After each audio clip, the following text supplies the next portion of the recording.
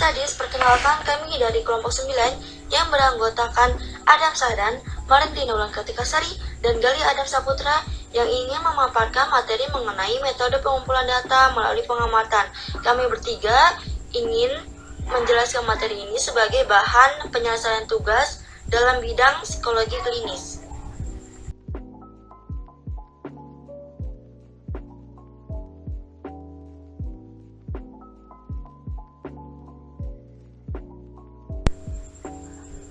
Sebab-sebab dalam materi kelompok 9 ini, kami akan menjelaskan maupun menerangkan dalam beberapa hal yang pertama terlebih dahulu kita akan membahas apa sih pengamatan ataupun observasi itu sendiri, dan kita akan menjelaskan maupun menyebutkan bagan-bagan bentuk-bentuk dari sebuah pengamatan, dan akan menjelaskan mengenai pengamatan dalam klinis mikro, pengamatan naturalistik, tes bermain peran, dan kami akan menjelaskan sebuah kesimpulan dari materi bab kita.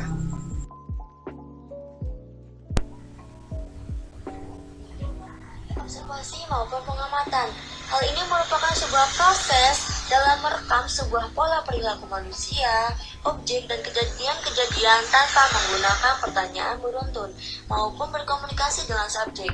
Hal ini dilakukan secara proses penelitian dalam menelaah pola perilaku manusia, sehingga para peneliti mampu membuat data apakah perilaku manusia ini memiliki ke dalam jenis, dalam kepribadian, disiplin maupun cemas maupun lainnya. Makna dari ini, proses tersebut mengubah fakta menjadi data. Istilah observasi diarahkan pada kegiatan yang dalam memperhatikan secara akurat, mencatat fenomena yang muncul, dan mempertimbangkan hal-hal hubungan dalam aspek dalam fenomena tersebut. Observasi dalam psikologi klinis ini juga memiliki tujuan, yakni dalam memperoleh data tentang permasalahan klinis seseorang. Menurut Chobhan dan Swerdley, beliau menyatakan bahwa observasi dapat digunakan sebagai asesmen awal dan juga mendesain intervensi klinis yang diterapkan pada setting rumah sakit, penjara, sekolah, dan lain-lainnya. Adapun pembahasan pertama yaitu mengenai bentuk-bentuk pengamatan. Nah, di sini ada 5 bentuk, yaitu ada pengamatan rumah sakit, pengamatan sekolah, pengamatan rumah, pengamatan oleh orang dalam, dan juga pengamatan diri.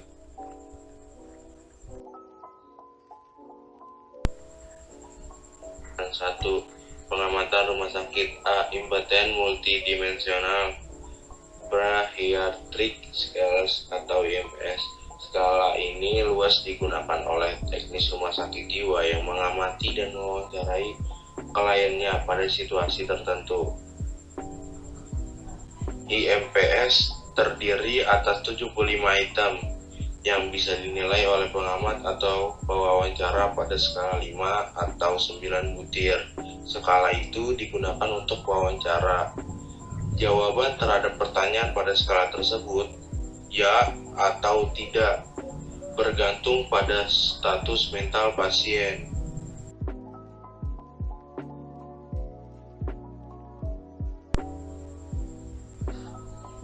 The Time Sample Behavioral Checklist atau TSBC. TSBC dikembangkan untuk mengidentifikasi perilaku yang banyak dilakukan oleh pasien. Sistem ini menggunakan profesional terlatih sebagai pengamat. TSBC menyediakan pengukuran perilaku klinis yang relevan dalam detail. 69 karakteristik perilaku yang berbeda-beda dikodekan untuk 2 menit fokus pada satu pasien, dan dengan regulasi yang besar. Tiap pasien diamati paling tidak sekali tiap jam bangun 7 hari seminggu.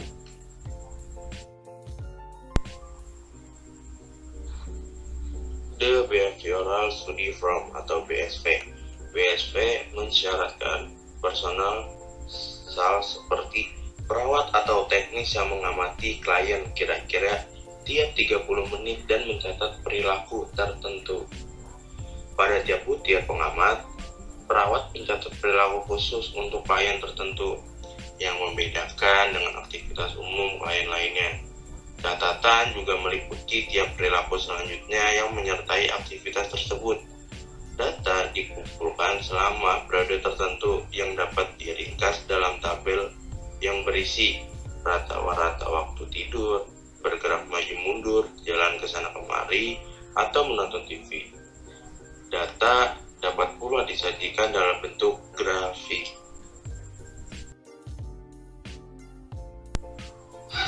Pengamatan sekolah. Di dalam pengamatan sekolah tentunya terdapat sebuah interaksi antara guru dengan siswa yang saling bersentuhan atau yang saling berpapasan ketika saat berbicara, sehingga dapat lebih memahami dari proses pengamatan tersebut. Proses pengamatan ini terjadi dan proses targetnya itu menuju pada beberapa anak ataupun peristiwa pada seluruh kelas di dalamnya. Pengamatan rumah. Pengamatan rumah ini dirancang oleh pandangan Gerard Patterson. Gerard Patterson menempatkan pengamatan terlatih dalam area kehidupan pelayanan untuk jangka waktu 1 ataupun 2 jam. Biasanya Gerard Patterson membuat pengamatan pada saat sebelum jam makan malam, sehingga akan menghindari interaksi dengan keluarga dan dapat menimbulkan rasa privasi dalam proses pengamatan, sehingga akan lebih berkonsentrasi. Pada masa pencatatan perilaku, pada satu anggota dilakukannya selama periode 5 menit terus-menerus. Selanjutnya yaitu pengamatan oleh orang dalam. Peneliti menyusun pengumpulan data amatan oleh orang-orang yang merupakan bagian dari dunia hari ke hari klien. Penggunaan orang dalam sebagai pengamat perilaku orang dewasa untuk tujuan klinis kurang bisa dilakukan, tapi bukannya tidak dikenal. Contohnya seperti untuk menolong klien berhenti merokok, maka seorang profesi klinis membutuhkan pertolongan dari keluarga ataupun temannya, gunanya mendapatkan informasi klien sukses atau gagalnya selama proses pemberhentian merokok. Selanjutnya adanya pengamatan diri. Pemantauan diri atau juga disebut dengan pengamatan diri sering memasyarakatkan klien untuk selalu mencatat frekuensi, durasi, dan intensitas perilakunya. Sebuah kartu dapat digunakan untuk mencatat munculnya keadaan seperti senam atau olahraga, sakit kepala, pikiran-pikiran menyenangkan, pencabutan rambut, memberikan dan menerima pujian, rasa sakit, dan sebagainya. Salah satu contoh pengamatan diri adalah sebuah catatan harian yang digunakan untuk mencatat perilaku merokok. Ruang kosong digunakan untuk mencatat waktu ketika tiap rokok disulut, seperti juga untuk informasi tentang situasi fisik dan sosial dan juga suasana.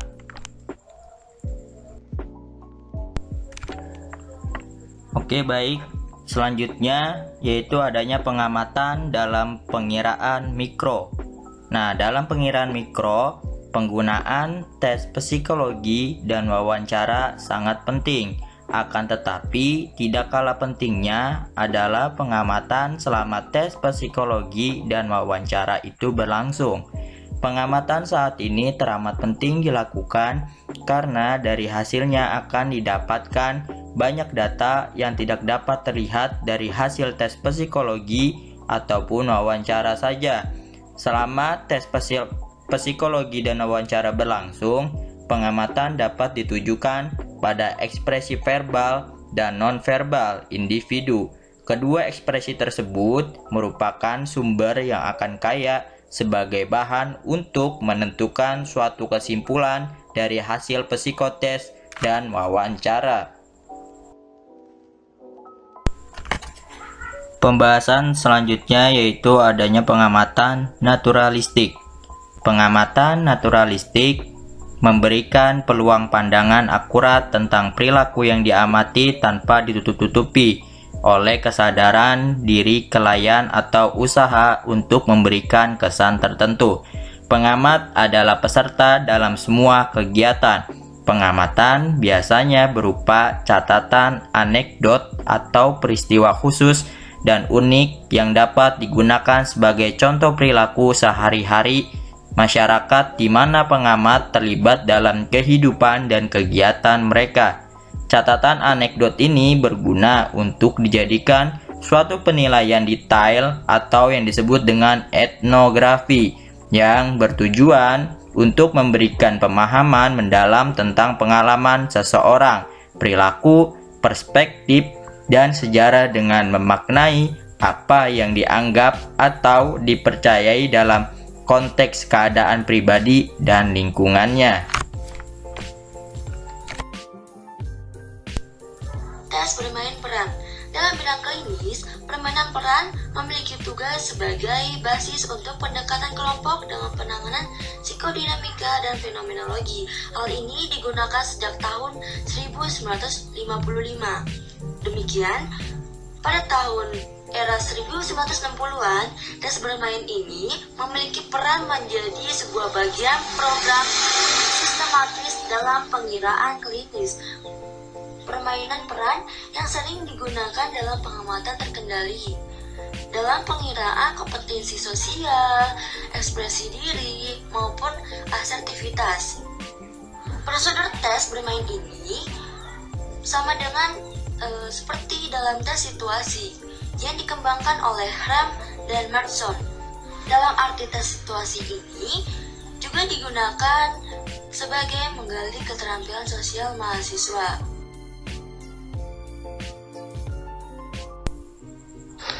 Hasil dari kesimpulan pada pemaparan materi dari kelompok 9 mengenai observasi maupun pengamatan, yaitu observasi dalam psikologi klinis bertujuan dalam memperoleh data mengenai permasalahan klinis. Tentu saja, menurut pandangan Kober dan Swerdlik, beliau menyatakan bahwa observasi digunakan sebagai asesmen awal dan juga mendesain intervensi klinis yang diterapkan pada setting rumah sakit, penjara, sekolah, dan hal lainnya. Dalam observasi bidang psikologi klinis ini, terdapat 5 bagian dalam hal lainnya ya. Pertama, terdapat pengamatan rumah sakit, dan yang kedua pengamatan sekolah, ketiga pengamatan rumah, keempat pengamatan oleh orang dalam, dan yang terakhir itu terdapat pengamatan diri. Nah, yang pertama ini terdapat pengamatan rumah sakit. Nah, tidak hanya menjelaskan pengamatan rumah sakit, hal ini tuh mencakup 3 bagian, yaitu yang pertama inpatient multidimensional, dan yang kedua itu the time sample DSBC, dan yang ketiga itu the behavioral study from behavioral checklist. Nah, yang pertama ini kan terdapat inpatient multidimensional psychiatric skills yang dapat disingkat IMPS. IMPS ini digunakan sebagai teknis rumah sakit jiwa dalam mengamati dan mewawancarai kelainan pada kondisi tertentu. Poin B atau poin kedua, terdapat the time sample TSBC. TSBC ini menyediakan sebuah pengukuran perilaku klinis seperti 69 karakteristik perilaku yang berbeda yang dikodekan untuk 2 menit pada satu pasien dan dengan regularitas yang besar. Dan poin ketiga ataupun poin C, the behavioral study from behavioral checklist atau BSF